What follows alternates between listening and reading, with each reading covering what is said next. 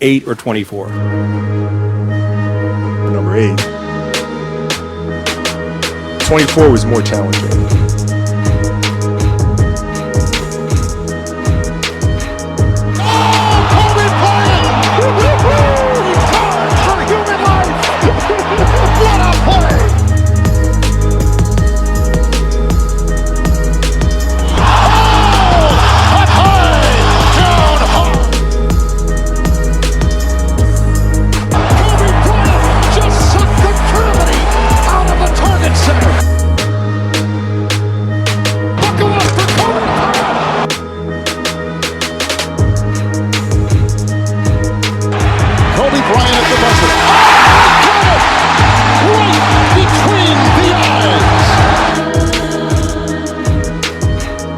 It's Monday, so that means 3 things.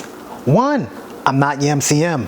2, it's a Mamba Monday. And 3, it's time for the 24 podcast. How you guys doing? I'm your host, the product of poverty's environment, the Poe Chuck Paul. Episode 91, LA. With that being said, R.I.P. to the motherfucking legend, Coolio. He passed away last Wednesday at a friend's house in Los Angeles, California. Reports came out the next day that it was a heart attack. He was 59 years old. A lot of you may know him from his singles, Gangsta's Paradise. I believe that was on which movie? That was also featured on a soundtrack of what movie again? Dangerous Minds, the Dangerous Minds movie. That's right. Also, you might know him from his single Fantastic Voyage. Matter of fact, he even won a Grammy for Gangsta's Paradise. You know what I'm saying? I forgot what Crip said he was affiliated with, but Coolio, man, was one of those artists who pretty much really knew how to cross over from the gangster shit to the commercial shit. You know what I'm saying? You talking about this dude was on Nickelodeon and shit like that. Movies, acting and whatnot. It's crazy because I seen him a couple months ago on this show called Celebrity Wife Swap. You know what I'm saying?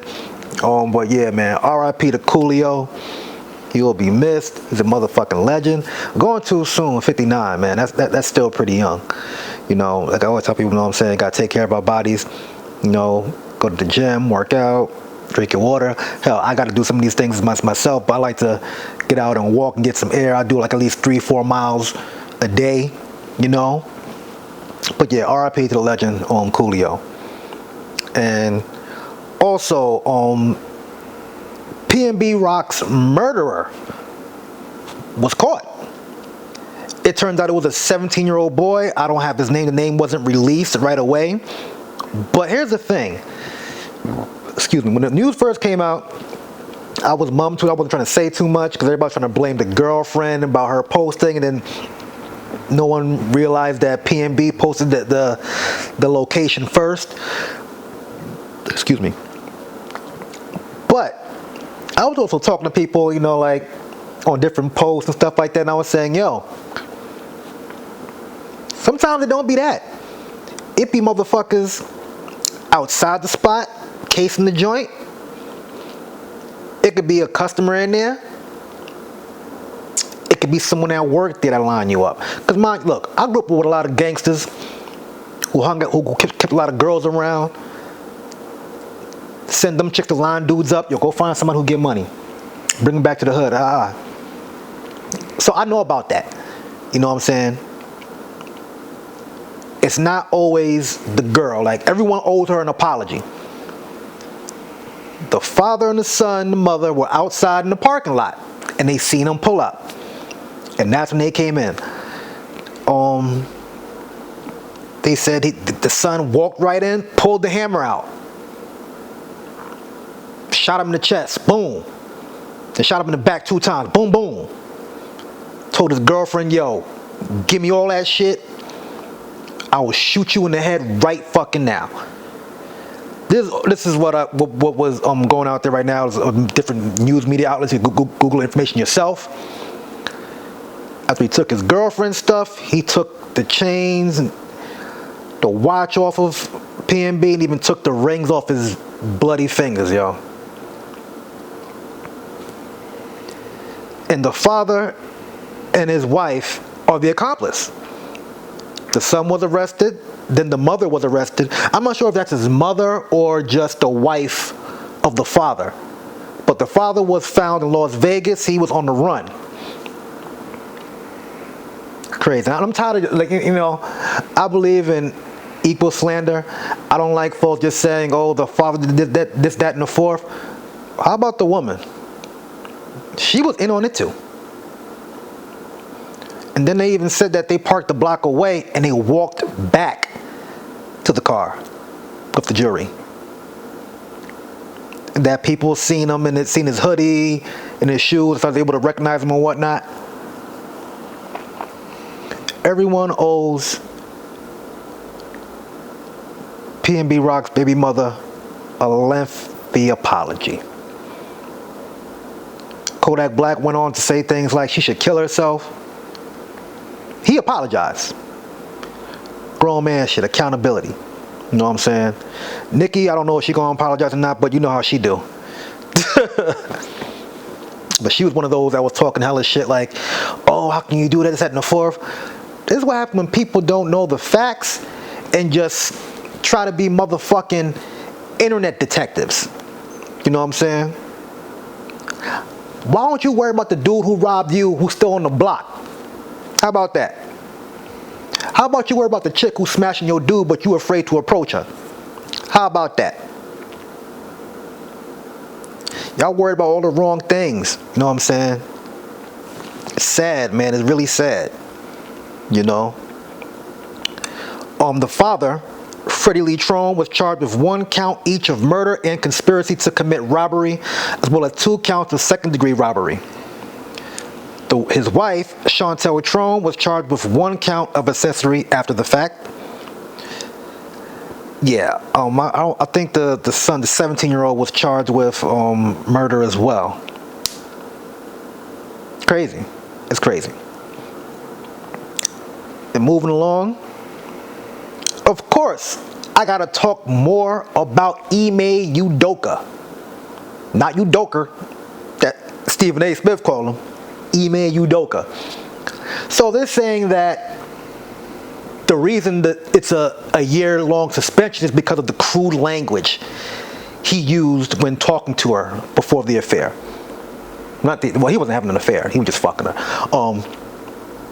That's normally how it starts, like these flings and stuff. So you might see a chick like, damn, that ass fat.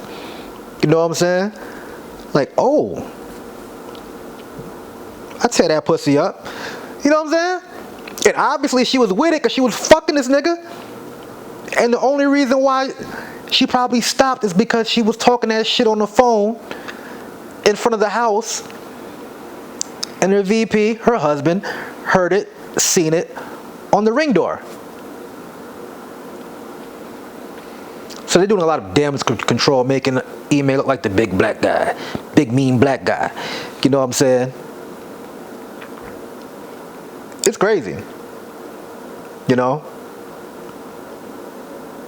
And there's people who are still like, it's funny, like, people like Matt Barnes said there's more than the story. Matt Barnes knows as much as all of us. Trust me. Ime fucked the boss's wife. That's it.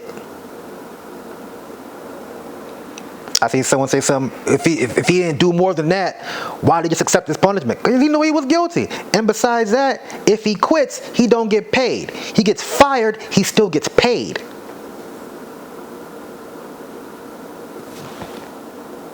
Gotta think.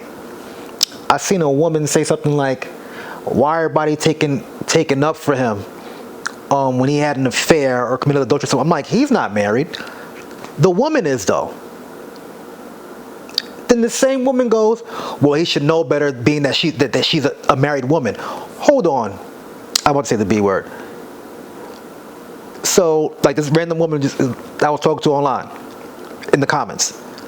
I'm like, okay, so you're blaming him for sleeping with a woman who's married. You're saying that he should have known better because she was married.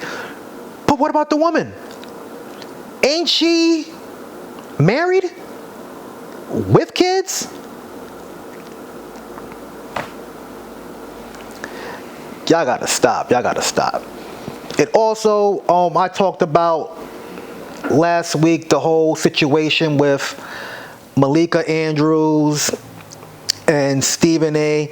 I wouldn't say they got into it. People kind of like making it more than what it was. It was entertaining for me because Malika came in trying to strong arm and shit, and she got shut down. I enjoy watching people get shut down when they, when they just assume things, And a lot of folks are running around saying, "Bring back Rachel Nichols, screw Malika." We ain't doing that. I'm not doing that. Fuck Rachel Nichols too. See, there's a lot of black dudes too. Here's the thing, y'all just like redhead white bitches with eczema on their chest. You know what I'm saying? Never forget when Rachel Nichols was at the presser, Derrick Rose scored 50 points and she asked him about a rape case that was thrown out.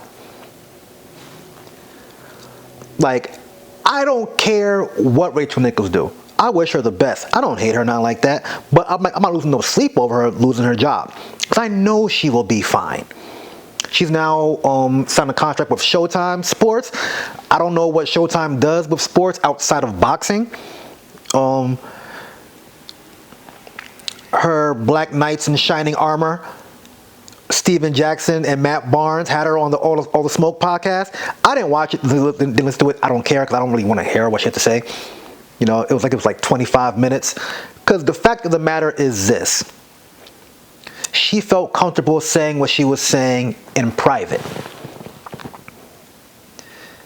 And I'm happy Maria Taylor left ESPN too. She went and signed with NBC. She did the Olympics. She did the NBA Finals. She's doing Monday Night Football. Well, I don't know if it's Sunday Night Football or Monday Night Football.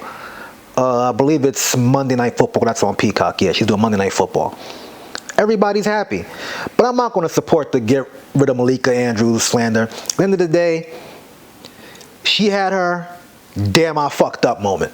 And hopefully she learns from that. You know what I'm saying? Like, stop trying to be the super feminist woman. Rely on facts. You know what I'm saying? And what's crazy about that whole situation, she did this like 2 times. She did it to Perk too.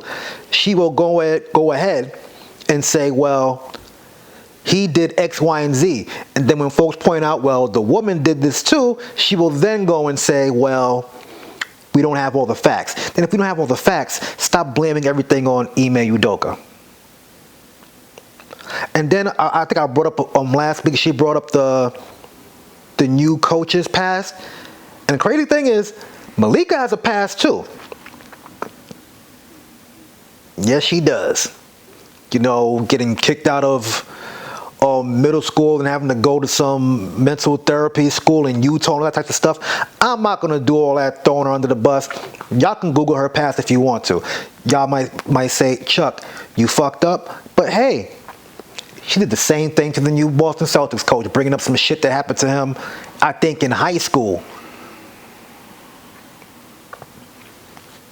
But hey, man, I'm not supporting get rid of Malika and bring back Rachel Nichols. Fuck Rachel Nichols. And you know what's funny too?